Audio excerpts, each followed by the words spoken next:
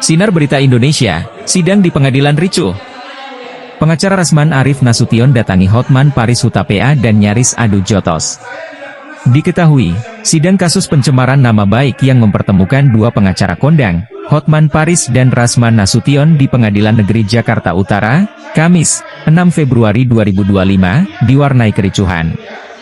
Kasus ini diketahui berawal dari laporan Hotman Paris terhadap Rasman Nasution.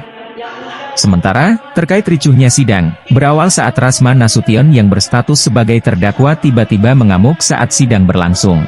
Sang pengacara juga sempat mendatangi dan coba mengkonfrontasi Hotman Paris yang duduk di kursi saksi.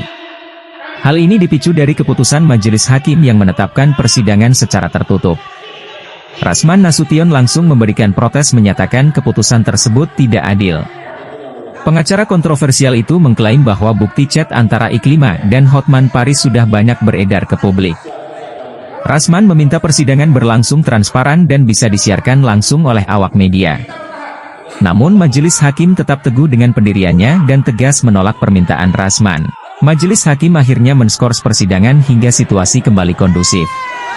Setelah majelis hakim meninggalkan ruang sidang, Rasman bangkit kemudian menghampiri Hotman Paris. Rasman tampak memegang pundak Hotman Paris yang sedang duduk. Petugas pengadilan langsung berusaha melerai keduanya dan langsung membawa Hotman Paris keluar area sidang. Suasana semakin tidak kondusif karena tim hukum Rasman tiba-tiba berteriak bahkan ada yang naik meja.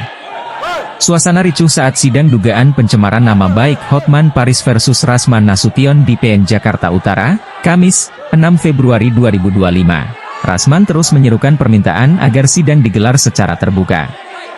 Rasman dan timnya bahkan menuntut agar majelis hakim diganti. Redaksi Sinar Berita Indonesia.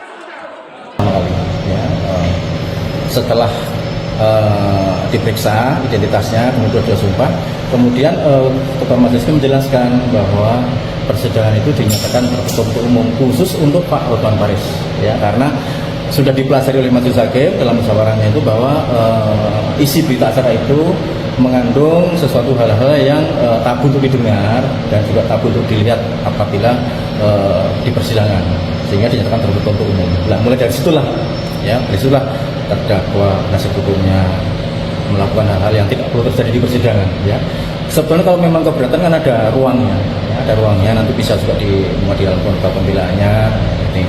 Ya, salah satu hal itu kan harusnya perintah hakim itu diikuti, ya, seperti itu. Jadi yang terjadi seperti itu, sehingga sempat diskors kurang lebih 1 jam dan mau dibuka kembali. Ternyata tetap aja ribut, tetap aja ada hal yang tidak diinginkan.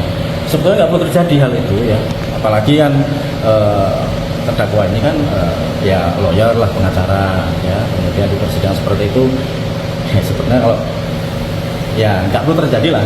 Tapi apa boleh buat seperti ini? Akhirnya karena majelis hakim merasa tidak kondusif pemeriksaan dilakukan hari ini, maka ditunda selama 2 minggu.